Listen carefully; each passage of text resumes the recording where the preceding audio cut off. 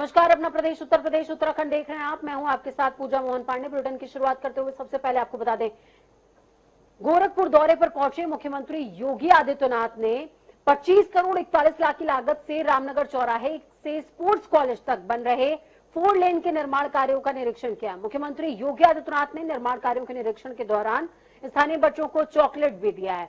अपने दौरे के दौरान सीएम योगी ने विकास कार्यों का जायजा लेने के अलावा शहरवासियों को करोड़ों की योजनाओं की सौगात दी। सीएम योगी आज गोरखनाथ मंदिर स्थित आवास पर ही रात्रि विश्राम करने वाले।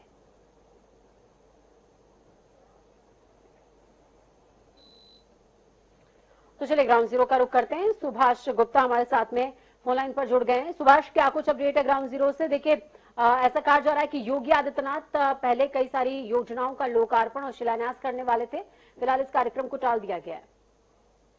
जी बिल्कुल पूजा, देखिए आज यूएई के राष्ट्रपति शेख खलीफा के निधन हो गया था, जिसकी वजह से एक दिन का शोक, राष्ट्रीय शोक घोषित किया गया था, जिसको लेकर 3:30 बजे मुख्यमंत्री का कार्यक्रम था। वो कार्यक्रम को जो है स्थगित कर दिया गया। वो कार्यक्रम अब कल होगा।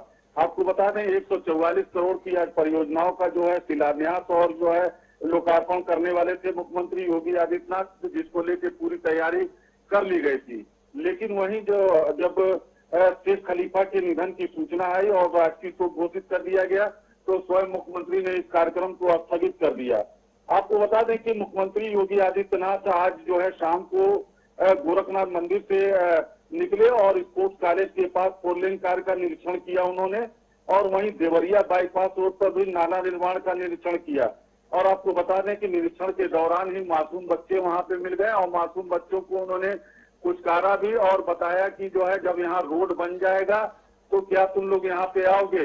बच्चों ने भी हामी भरी और काफी खुशियां जताई, क्योंकि मुख्यमंत्री योगी आदित्यनाथ स्वयं बच्चों के सामने थे। जी पूजा, बहुत शुक्रिया सुभाष, हमारे साथ जुड़ने के लिए, हम जानकारी साझा करने के लिए। तो सुभाष ने जो जानकारी दी है उस हिसाब से जो तमाम परियोजनाओं का लोकार्पण होना था वो फिलहाल के लिए कल तक के लिए टाल दिया गया है। खबरों में आगे बढ़ेंगे। वाराणसी के ज्ञानवापी परिसर का सच सामने लाने के लिए अदालत के आदेश के बाद सभी पक्षों की मौजूदगी में फिर से सर्वे की कार्रवाई शुरू हो चुकी है। पहले दिन की अगर बात की जाए तो सर्वे समाप्त हो गया। एडवोकेट कमिश्नर की मौजूदगी में सर्वेक्षण के दौरान पूरी टीम ने एक एक चीज का बारीकी से निरीक्षण किया है। एडवोकेट कमिश्नर अजय मिश्रा और वादी प्रतिवादी पक्ष के 50 से ज्यादा लोग परिसर के अंदर गए हुए थे। ज्ञानवापी परिसर से बाहर आने के बाद कोर्ट कमिश्नर और अन्य अधिवक्ताओं ने मीडिया के सामने कुछ भी नहीं बोला है, क्योंकि जो कोर्ट की गाइडलाइंस है उस हिसाब से सर्वे से संबंधित कोई भी जानकारी मीडिया से साझा नहीं करनी है।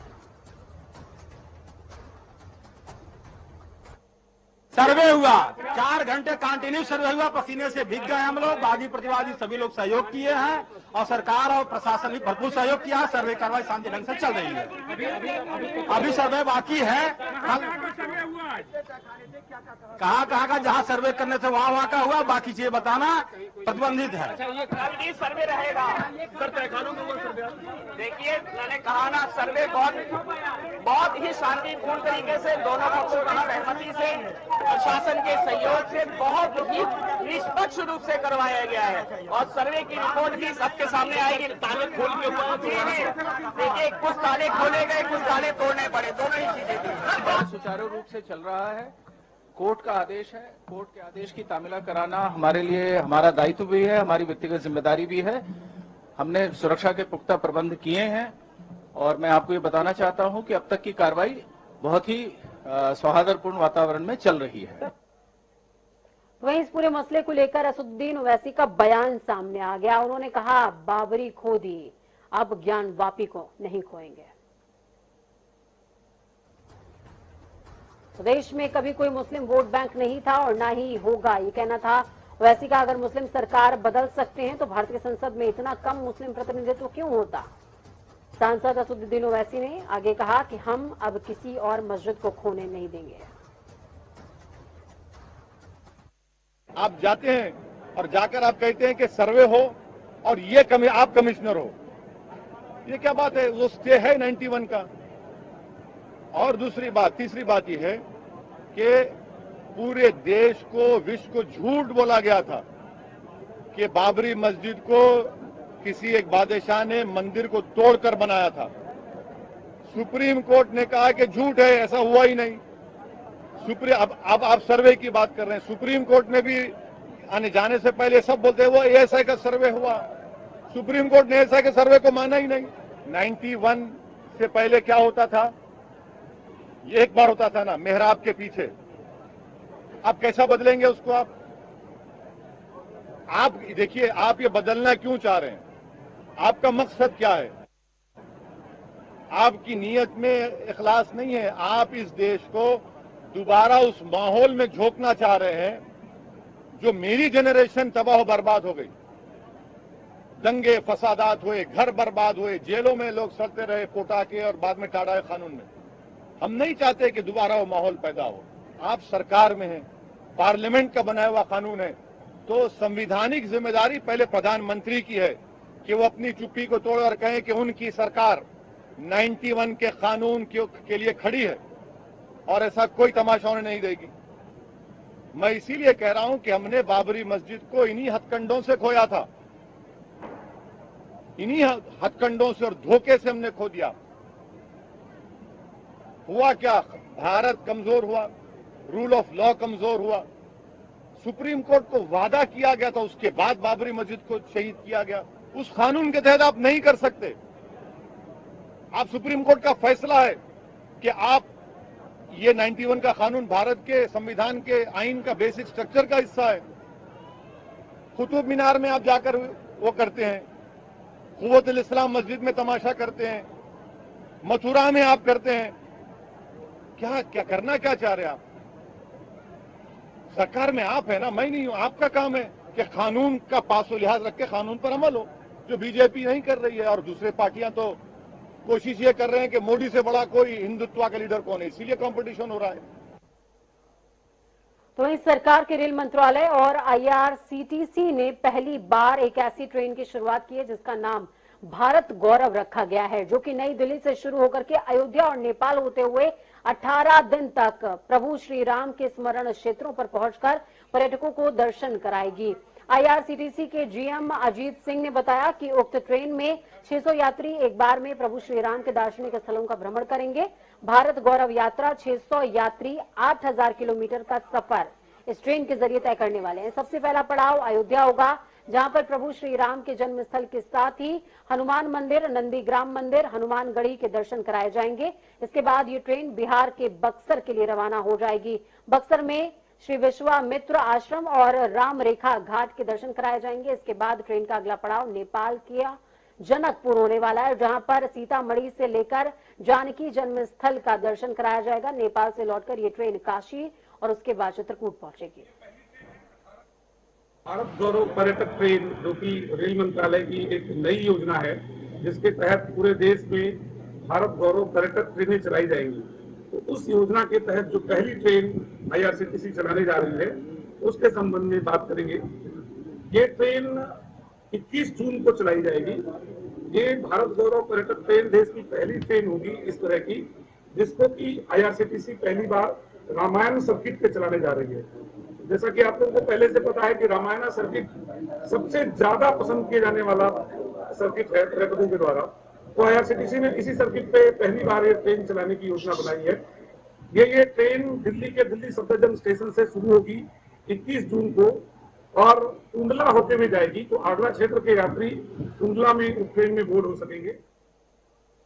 देश में प्रचंड गर्मी पड़ रही है और इसके साथ ही स्कूलों की छुट्टियां भी शुरू हो गई हैं। ऐसे में अगर आप पर्यटन स्थल घूमना चाहते हैं तो इसके लिए भारत सरकार के रेल मंत्रालय और आईआरसीटीसी ने प्रभु श्री राम की स्मृतियों में जाने के लिए एक बड़ा अभियान छेड़ा हुआ है, जिसके लिए भारत गौरव यात्रा शुरू की है। आप देख रहे हैं भारत गौरव यात्रा का है और ये 18 दिन की यात्रा है।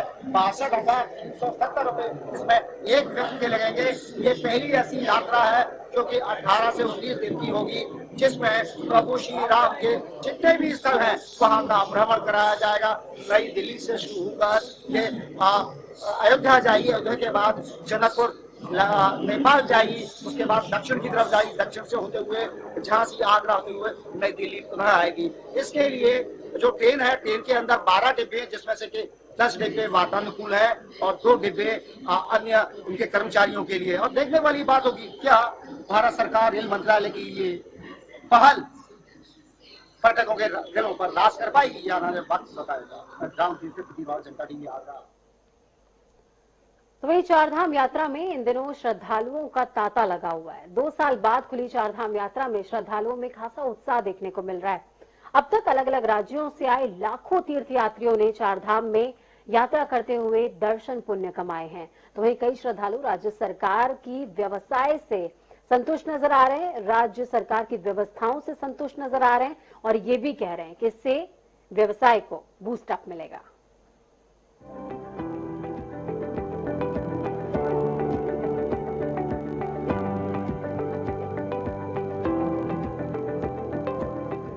केदारनाथ, बद्रीनाथ, गंगोत्री और यमुनोत्री, इन चारों धामों की महिमा का धर्म ग्रंथ में जो बखान है, उसके मुताबिक जिसने 4 धामों की यात्रा कर ली, मानो धरती पर ही साक्षात स्वर्ग के दर्शन कर लिए। यही मान्यता है जो हर साल लाखों श्रद्धालुओं को पहाड़ों पर ले जाती है। इस बार की यात्रा बेहद भव्य और दिव्य है। पौराणिक परंपरा और रीति रिवाजों के साथ भक्त 4 धाम में ईश्वर के दर्शन कर रहे हैं। उत्तराखंड 4 धाम यात्रा 2022 में अब तक अलग अलग राज्यों से आए लाखों तीर्थयात्रियों ने चारों धाम में यात्रा कर दर्शन किए हैं। वहीं 2013 की आपदा के बाद बात करें केदारनाथ धाम की, तो केंद्र सरकार के निर्देशों पर यहां लगातार पुनर्निर्माण के कार्य चल रहे हैं। साथ ही 2 साल कोविड काल में बंद पड़ी यात्रा को दोबारा पटरी पर लाने के लिए धामी सरकार ने कड़ी मेहनत की है, जिसका नतीजा है कि बाहर से आने वाले यात्री यात्रा मार्ग में जिला प्रशासन की ओर से की गई व्यवस्थाओं और सुविधाओं की सराहना कर रहे हैं। यात्रा मार्ग समेत केदारनाथ धाम में भी की गई व्यवस्थाओं को देखते हुए तीर्थ यात्री ने केंद्र और राज्य सरकार समेत जिला प्रशासन का आभार व्यक्त किया है। हमारी यात्रा बहुत अच्छी रही, आगे व्यवस्था भी बहुत अच्छी है, दर्शन भी हमें बहुत अच्छे से हो गए, इसलिए हम सरकार के बहुत आभारी हैं। मैं आज मेरा ये 3रा दिन है केदारनाथ यात्रा में और बहुत व्यवस्थाएं सारी अच्छी थी और आपका क्या नाम का वहाँ जो मोदी जी ने पुनर्निर्माण किया है वो भी बहुत सराहनीय है और मजा आया, टोटल ट्रिप बहुत अच्छी रही।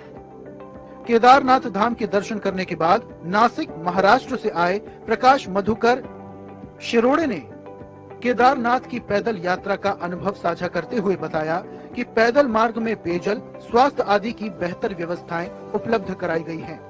किसी तरह की कोई भी परेशानी यात्रा मार्ग में नहीं है।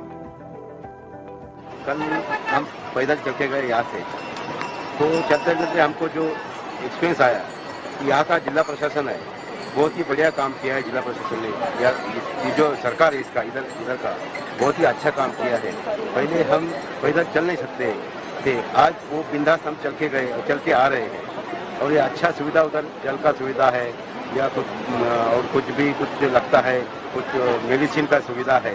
बहुत ही अच्छा जिला प्रशासन ने अच्छा मैनेज किया है, बहुत ही अच्छा लगा, बहुत धन्यवाद उसका। हम कल सुबह आए हुए हैं और कल रात को ऊपर रहे हैं।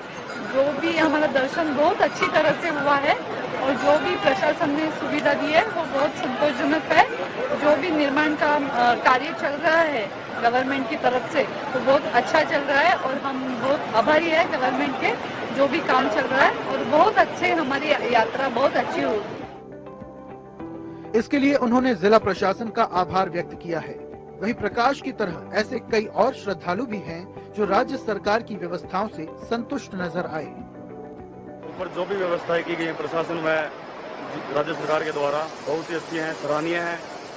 वह जो मोदी सरकार ने मंदिर का निर्माण कार्य करवाया बहुत ही अच्छे तौर तरीके से कराया है। हम उन्हें शुभकामनाएं देते हैं, वे आने वाले श्रद्धालुओं को शुभकामनाएं देते हैं। हम लोग परसों चढ़े थे केदारनाथ के लिए, बहुत ही अच्छा सफर रहा। हाँ, चढ़ाई थोड़ा मुश्किल है लेकिन रास्ता बहुत ठीक है। वहाँ केदारनाथ में भी सभी व्यवस्था सभी ठीक है। मोदी जी का काम किया है मंदिर का पुनर्निर्माण के लिए, वो भी बहुत अच्छा है। रास्ते चकाचक है, पूरा ठीक है। यात्रियों की संख्या की बात करें तो 2019 में केदारनाथ धाम में 9,26,000 श्रद्धालुओं ने दर्शन किए थे। 2020 में जब कोरोना काल चल रहा था उस दौरान 2,20,000 श्रद्धालुओं ने दर्शन किए थे। वहीं साल 2021 में ये संख्या 2,42,000 हुई। तो इस बार 2022 में कुछ ही दिनों के अंदर ये आंकड़ा लगभग 1.5 लाख तक पहुंच गया। चार धाम यात्रा में इस साल पिछले 2 सालों की अपेक्षा श्रद्धालुओं की भारी भीड़ उमड़ रही है। यही नहीं, लगभग 40 लाख लोगों ने यात्रा के लिए रजिस्ट्रेशन भी करवा लिया है। इसे देखते हुए स्थानीय दुकानदारों से लेकर धर्मशालाओं और होटल मालिकों में काफी उत्साह देखने को मिल रहा है। उम्मीद है कि ठप पड़े व्यवसाय को इस साल अच्छा खासा बूस्ट मिलेगा। ब्यूरो रिपोर्ट, जनता टीवी। वहीं हरिद्वार के ग्रामीण क्षेत्रों में पेयजल उपलब्ध कराने के लिए भारत सरकार की महत्वाकांक्षी योजना राष्ट्रीय जल जीवन मिशन के तहत समीक्षा बैठक आयोजित हुई है। हरिद्वार जिला पंचायत कार्यालय के सभागार में हुई बैठक में जल जीवन मिशन, पंचायती राज विभाग, उत्तराखंड जल निगम और जल संस्थान के अधिकारी मौजूद रहे। बैठक में राष्ट्रीय जल जीवन मिशन के तहत हर घर नल, हर घर जल उपलब्ध कराने को लेकर के सभी विभागों की जिम्मेदारी तय हुई है। जल जीवन मिशन के तहत हर घर में प्रति व्यक्ति प्रति घंटा 55 लीटर पानी उपलब्ध कराने के लिए आपसी तालमेल के साथ काम करने पर जोर दिया गया। जल जीवन मिशन की एक महत्वाकांक्षी योजना भारत सरकार की है। इसमें हर घर नल और नल से जल के तहत सबको 55 LPCD जैसे आपने बोला कि पानी देना है। तो हमारे जितने भी गांव हैं यहाँ पे सबको ही पाइप वाटर के थ्रू जोड़ना है। इसमें चूंकि काम JGM कर रहा है और लास्ट में इन सारी योजनाओं को ग्राम पंचायत स्तर से संचालित किया जाना है, इसलिए शासन स्तर पर निर्णय लिया गया कि इसकी एक सोशल ऑडिट कार्य पूर्ण होने से पहले से ही पंचायती राज विभाग के द्वारा स्टार्ट करा दिया जाए। इसमें हमारा मुख्य उद्देश्य था कि पंचायती राज इंस्टीट्यूशन जो हैं उनके साथ हमारा समन्वय कैसे हो। जल जीवन मिशन के जो विभिन्न आयाम हैं, जिसमें हमें घर घर तक पानी पहुंचाने की जो बात है, स्कूल आंगनवाड़ी को कवर करने का है, सभी पंचायत घरों में उनको पानी देना है, उन सब के एक प्रॉपर समन्वय बनाने के लिए हमने पंचायती राज इंस्टीट्यूशन के साथ आज बैठक की है। यहाँ है खास करके हरिद्वार डिस्ट्रिक्ट जो है क्वालिटी अफेक्टेड एरिया में है, तो इसमें हम लोग ज़्यादा एक तरह से भारत सरकार भी इसके लिए कंसर्न है, हमारा भी कंसर्न है और FTK पर भी हमने चर्चा की है।